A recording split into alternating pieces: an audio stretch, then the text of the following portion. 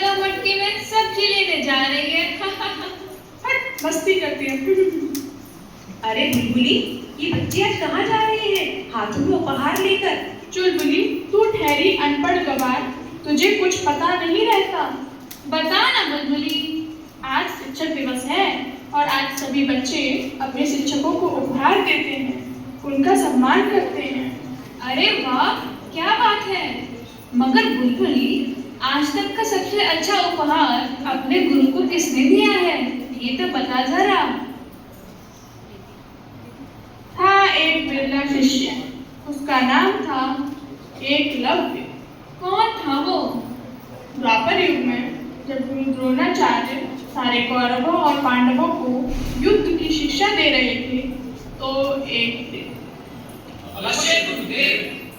अच्छा देखो, उस पेड़ पर एक लकड़ी का पक्षी बैठा दिया गया है, वो देखो। जी गुरुदेव, दिखाई दे रहा है। जी दिख रहा है गुरुदेव। उत्तम दुर्योधन, बस उसकी आंख में जो चमकीला पत्थर जड़ा हुआ है उसी लक्ष्य को भेदना है। जो आज्ञा गुरुदेव। दुर्योधन जी गुरुदेव, आज्ञा दें। तुम वीर हो, मुझे तुम्हारी वीरता पर बहुत भरोसा है, अपना धनुष संभालो। अच्छा दुर्योधन, बताओ तुम्हें क्या दिखाई पड़ रहा है? गुरुदेव, मैं पेड़, पत्ते और चिड़िया को देख रहा हूँ। अच्छा बस करो, तुम आराम करो दुर्योधन। देव, आज्ञा गुरुदेव। तुमको क्या दिख रहा है? गुरुदेव क्षमा करें, मगर आसपास कहीं बेसन के लड्डू बन रहे हैं, उसकी खुशबू आ रही है, तो मुझे तो बेसन के लड्डू दिखाई दे रहे हैं गुरुदेव। वापस जाओ भीम। जो आज्ञा। नकुल। जी गुरुदेव। गुरुदेव, मुझे पेड़ों पर फल, गिलहरी आदि दिख रहे हैं। तुम भी वापस जाओ, आराम करो। सहदेव। गुरुदेव, मुझे पक्षी दिख रहा है गुरुदेव, और उसके आसपास फल दिख रहे हैं। ठीक है, वापस जाओ। युधिष्ठिर। जी गुरुदेव। तुम अच्छी तरह देखकर और निशाना साध कर बताओ कि तुम्हें क्या दिखता है।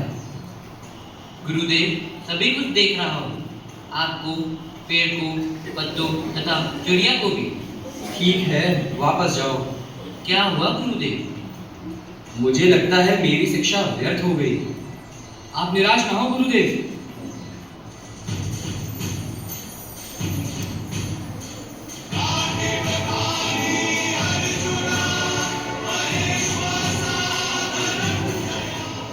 मुझे तुम्हारे ऊपर बहुत विश्वास है अर्जुन। देखो, चिड़िया को संभाल कर देखना। उठाओ धनुष। क्या दिख रहा है अर्जुन? चिड़िया। और गौर से देखो, अब क्या दिख रहा है? चिड़िया की आंख का पत्थर गुरुदेव। उस चमकीले पत्थर को भेद दो अर्जुन।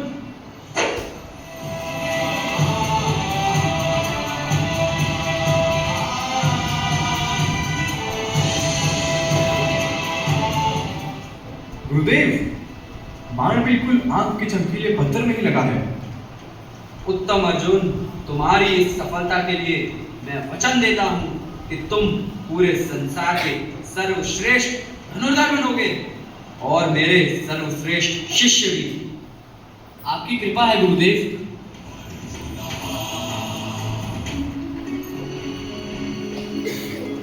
प्रणाम गुरुदेव। तुमने मुझे गुरुदेव पुकारा, कौन हो तुम? मैं एक भील राजकुमार एकलव्य हूँ। क्या काम है तुम्हें? मैं आपसे धनुर्विद्या सीखना चाहता हूँ, आपका शिष्य बनना चाहता हूँ। मेरा शिष्य? कैसी बात करता है लड़के। मेरे लिए मना ना करें गुरुदेव, मैं केवल इसीलिए आया हूँ, आपसे धनुष बाण की विद्या सीखना चाहता हूँ। लेकिन मेरे पहले ही इतने शिष्य हैं, अब और किसे किसे सिखाऊंगा? गुरुवर, मैं बहुत दूर से चलकर केवल इसीलिए आया हूँ, मैं वर्षों से आपके पास आने के लिए व्याकुल था, आज आ सका हूँ। अब मुझे निराश न करें, आपके चरणों में बैठकर कुछ सीख लूँ। ये भी हमारे साथ शिक्षा पाएगा। इसमें क्या हुआ राजकुमार, विद्या सब सीख सकते हैं, मैं इसीलिए तो आया हूँ। ये नहीं हो सकता, मैं ये नहीं मान सकता। शांत दुर्योधन, अभी मैंने उसे सिखाना स्वीकार कहाँ किया? ऐसा ना कहे गुरुदेव। हमारे गुरुजी को तुम गुरुदेव क्यों पुकारते हो? गुरुओं को बांटा नहीं जा सकता राजकुमार, जो महान है वो सबके लिए एक सा है। नहीं, वो राजकुमारों के गुरु हैं और किसी के नहीं, समझे? जा यहाँ से। गुरुदेव, ये क्या करते हो दुर्योधन? मुझे गुरुदेव की मन की बात जान लेने दीजिए। बताइए गुरुदेव। तुम यह विद्या किसी और गुरु से भी तो सीख सकते हो। ऐसा ना कहे आचार्य, आपके पास आने के लिए मैं बहुत भटका हूँ, मुझे सिखाइए। मैं तुम्हें नहीं सिखा सकता। क्यों नहीं सिखा सकते गुरुदेव? वीर एकलव्य, मैं एक राजा का नौकर भी हूँ और मुझे सिर्फ राजकुमारों को सिखाने का आदेश है। अब तुम मेरी वेदना समझ के रहोगे। जी गुरुवर, पर मेरे गुरु आप ही रहेंगे। आप मेरे मन में बसे हैं, मैं और किसी से नहीं सीख सकता। बहुत अच्छे, गुरुदेव सिखाएंगे नहीं, फिर भी इसके गुरु ही रहेंगे। वाह वाह, पागल हो गया है। सीखूंगा गुरुदेव, अवश्य सीखूंगा। आप मुझे आशीर्वाद दें। नादानी की बात नहीं करते। आओ चलें।